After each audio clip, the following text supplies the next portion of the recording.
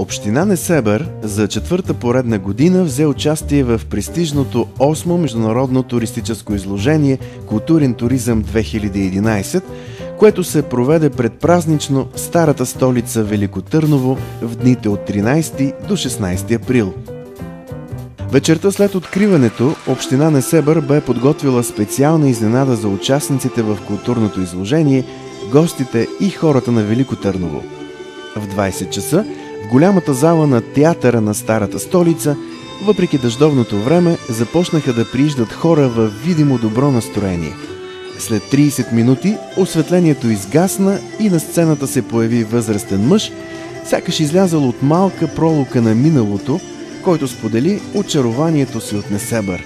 Така започва най-новият културен продукт на община Несебър, наречен простичко Несебър. Това е уникален по замисъл и изпълнение спектакъл, който в продължение на близо 60 минути разказва историята на древния полис, днес гордо титулуван с емблемата на ЮНЕСКО. Несебър е танцово-музикална ферия, който редува музика, танци и театрални изпълнения, които се синхронизират в изумителна симбиоза и определено създават усещането за силната връзка на морето и Несебър. В този един час, убеден съм, зрителите се пренесоха на морския бряг. Разхождаха се из тесните кълдеремени улички, ловяха риба с рибарски мрежи, а вечерта се любуваха на залеза с питие по тасмите. В края на представлението, облечен в народна носия, на сцената излезе популярният народен певец Данислав Кехайов, за да изпълни някои от най-трогателните и емоционални песни, познати на мнозина. След спектакъла в просторното фоае ни посрещна духов оркестър и отрупана маса с морски специалитети, приготвени от 8 майстор-готвачи за коктейла, който община Несебър подарява на домакина Велико Търново.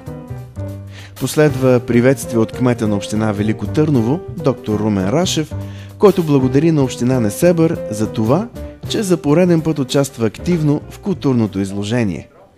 Радвам се на тази инициатива на общината и на несебърските ресторантьори, които са известни. Може би даже повече в чужбина, отколкото в България, но чрез това представяне ставате известни и в България. Толкова е впечатляващо, че ние вече, които сме малко по-отдавна тук, имах чувство, че сме вкусили от всичко това. Кметът на Несебър Николай Димитров на свой ред изказа благодарност за доброто сътрудничество между морският град и Велико Търново, като отбеляза, че Несебър се учи от добрите практики в туризма, които лансират от старопрестолната столица. За нас е голямо удоволствие да присъстваме за пореден път на този форум, където ние се чувстваме сред приятели, обменяме добри практики и се мъчим да популяризираме културния туризъм в нашата община, защото от няколко години виждаме, че сезонният туризъм е все по-къс, все по-слаб и затова искаме да научим добри практики, които да популяризираме в община Несебър. Шеф-майстор Вълкан подари на кмета на Велико Търново кулинарен макет с форма на кораб с думите: "Този кораб се казва Велико Търново и само мачтите не се консумират." Вечерта продължи с музикални изпълнения на Данислав Кехайов и духовият оркестър. Гостите опитаха чудесни морски специалитети като миди с ориз, рибни хапки, хайвер, както и други морски изкушения, гарнирани с отбрани бели и червени вина. Здраве пълна къщата ни с радост.